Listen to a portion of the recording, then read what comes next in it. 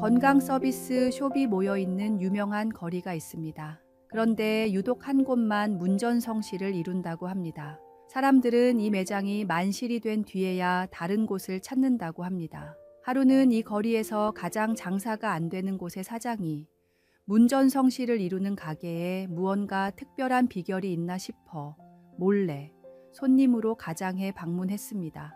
그런데 본인의 가게와 비교해 하나부터 10까지 딱히 더 나은 점을 찾지 못했습니다.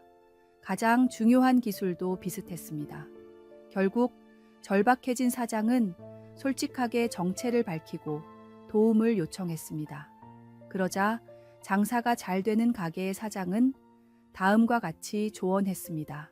우리 매장은 단순히 기술을 제공하는 곳이 아니라 지친 사람들에게 활력을 제공하는 곳입니다. 저는 우리 가게를 방문한 사람들이 활력을 얻을 수 있도록 신경을 많이 쓰고 있습니다. 마찬가지로 우리 직원들도 단순한 기술자가 아니라 사람들에게 에너지를 불어넣는 사람이라고 가르칩니다. 목적의식에서 오는 작은 차이를 손님들이 느끼고 더 많이 찾아주시는 게 아닐까요? 세상 속에서 살아가는 우리 크리스천의 목적은 무엇입니까?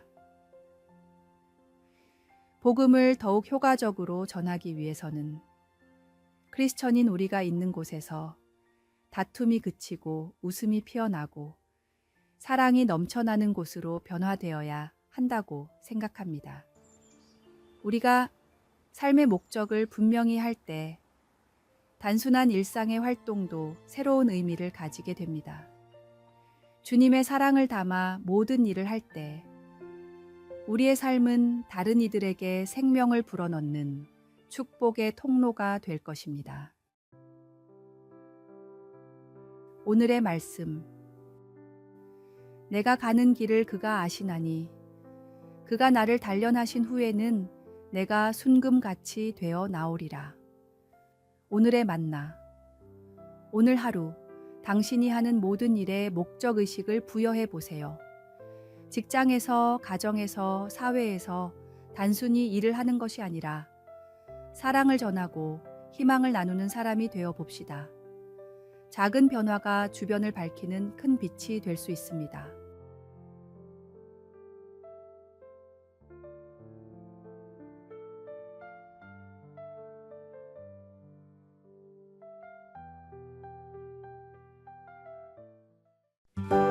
(5월 27일) 화요일 미키모토의 진주섬. 일확천금의 꿈을 안고 쉬는 날마다 바다에 나가 진주를 채취하는 남자가 있었습니다. 하루 종일 허리를 굽혀가며 진주 조개를 찾아도 정작 값 나가는 진주를 찾기는 하늘의 별 따기였습니다. 가끔 운이 좋아 진주를 품고 있는 조개를 찾아도 너무 작거나 볼품 없어서 상품성이 떨어졌습니다. 진주조개에 왜 진주가 없을까 궁금했던 남자는 이 분야의 전문가인 동경제국대학교의 한 교수를 찾아갔습니다. 교수는 좋은 진주를 얻기 위해서는 양식이 정답이지만 지금까지 아무도 성공한 적이 없다고 말했습니다. 대부분의 사람은 이 말을 듣고 포기했지만 이 남자는 오히려 다음과 같은 꿈을 품었습니다. 그렇다면 내가 진주를 양식하는 세계 최초의 사람이 되어야겠다. 성공할 확률이 1%도 안 된다며 모두가 만류했지만 남자는 자신의 모든 재산을 털어 가족과 함께 작은 섬으로 이사를 가 오로지 진주 양식에만 매진했습니다. 4년 뒤 남자는 세계 최초로 진주 양식에 성공해 세계적인 보석상이 되었고 남자가 이사를 했던 작은 섬은 남자의 이름을 따서 미키모토 진주섬으로 불리며 유명한 관광지가 되었습니다. 진주를 위해 모든 것을 바쳤던 남자처럼 천국을 위해, 복음을 위해 우리의 삶을 주님께 바쳐야 합니다. 가치 있는 목표를 위해 모든 것을 투자할 때 우리의 삶은 진정한 보석과 같은 열매를 맺게 될 것입니다. 오늘의 말씀. 또 천국은 마치 좋은 진주를 구하는 장사와 같으니 극히 값진 진주 하나를 발견하매 가서 자기의 소유를 다 팔아 그 진주를 사느니라. 오늘의 만나. 당신의 삶에서 가장 귀중하게 여기는 가치는 무엇인가요? 그것을 위해 얼마나 헌신하고 계신가요? 오늘 하루 영원한 가치를 향한 열정을 다시 확인하고 도전해 보시기 바랍니다.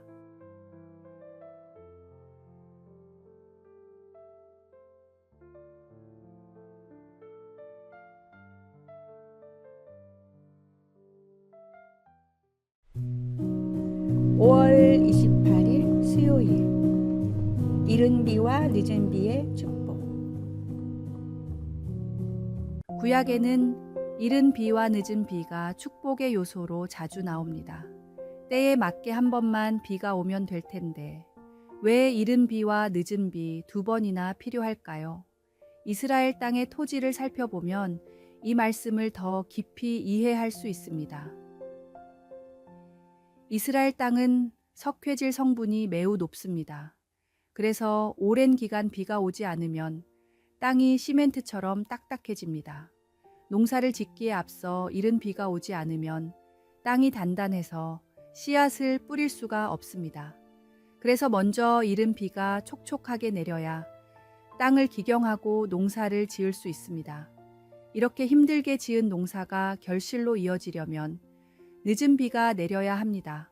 땅은 촉촉해졌지만 씨앗을 키울 양분이 없기 때문입니다. 구약 시절의 이스라엘 땅은 이른 비와 늦은 비가 적절하게 내리지 않으면 도저히 수확을 할 수 없는 매우 척박한 환경이었습니다. 이른 비가 내리지 않으면 농사를 지을 수가 없고 늦은 비가 내리지 않으면 수확을 할 수가 없었습니다. 구약 말씀에 나오는 이른 비와 늦은 비는 우리의 모든 필요를 완벽한 타이밍에 주님께서 채우실 것이라는 고백입니다. 우리의 인생을 뒤돌아보면 언제나 우리의 계획보다 하나님의 계획이 정답이었다는 사실을 깨닫게 됩니다. 하나님의 응답이 때로는 조금 빠르고 때로는 조금 늦더라도 모든 것이 주님 손에 달려 있음을 믿음으로 고백하십시오. 오늘의 말씀. 그러므로 형제들아 주께서 강림하시기까지 길이 참으라. 보라, 농부가 땅에서 나는 귀한 열매를 바라고 길이 참아 이른 비와 늦은 비를 기다리나니. 오늘의 만나. 인생의 특정 시기에 응답이 없어 애타는 마음이 들 때도 하나님은 당신의 완벽한 때에 필요한 축복을 보내십니다. 오늘 기다림의 시간도 하나님의 계획 안에 있음을 신뢰하며 이른 비와 늦은 비를 보내실 주님을 기대하는 하루가 되시기 바랍니다.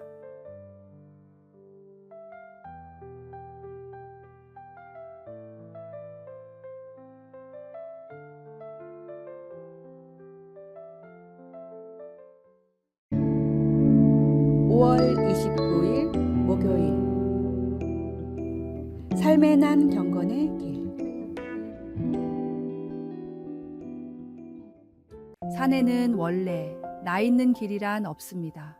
다만 사람들이 같은 곳을 계속 왕래하다 보니 풀이 꺾이고 나무가 뽑혀서 길처럼 보일 뿐입니다. 길이 나 있는 곳이라면 그곳이 어디든지 사람이 자주 다닌다는 뜻입니다. 산과 숲을 거니는 사람은 저마다의 목적이 있었을 것입니다. 산 정상을 목표로 하는 사람, 다른 마을을 방문하려는 사람, 집을 짓고 살려는 사람, 귀한 약초를 찾으려는 사람 등 그런 사람들의 발걸음이 쌓이고 쌓여 생긴 것이 바로 길입니다. 서양 사람들은 이 길을 갈망이 만든 길이라는 뜻으로 디자이어 패스라고 부릅니다. 사전적 의미로는 사람이나 동물이 자주 다녀 생긴 길이지만 다시 말하면 욕망이 만든 길이라는 뜻입니다. 처음 누군가 그 길을 가지 않았다면, 혹은 그 사람 외에는 아무도 그 길을 가지 않았다면, 길은 생겨나지 않거나 생겨도 금방 사라졌을 것입니다.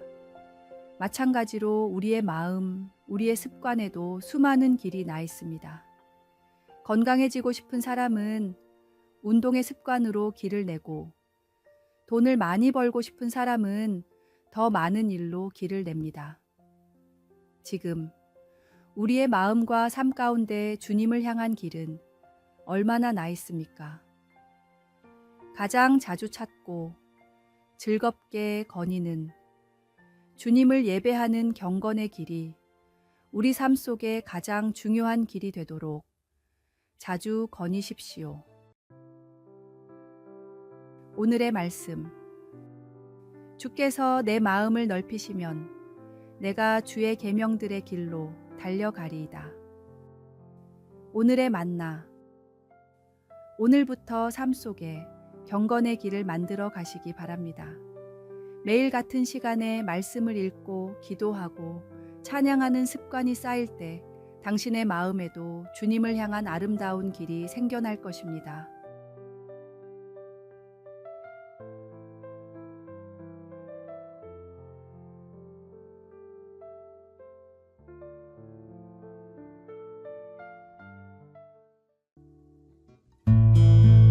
(5월 30일) 금요일 봄의 마지막 날.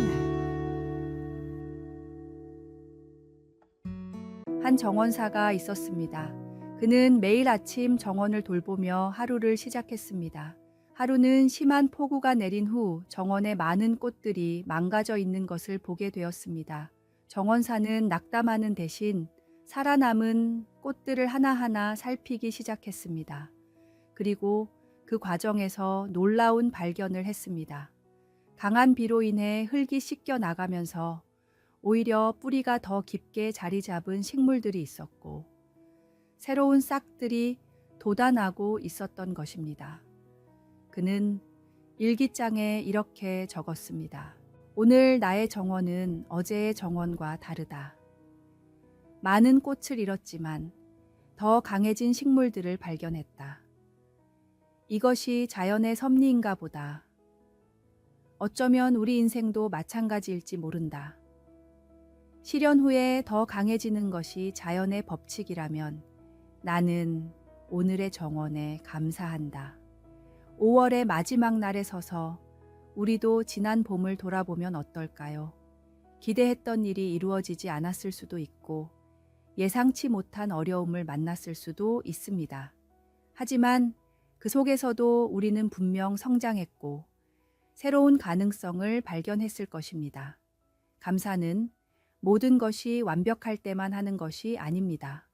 오히려 부족함 속에서도 채워주시는 하나님의 은혜를 발견할 때 진정한 감사가 시작됩니다. 오늘의 말씀. 범사에 감사하라. 이것이 그리스도 예수 안에서 너희를 향하신 하나님의 뜻이니라. 오늘의 만나. 작은 일상의 순간들, 당연하게 여겼던 것들에서 감사의 이유를 찾아보세요. 감사는 더 많은 감사를 불러오는 축복의 시작입니다.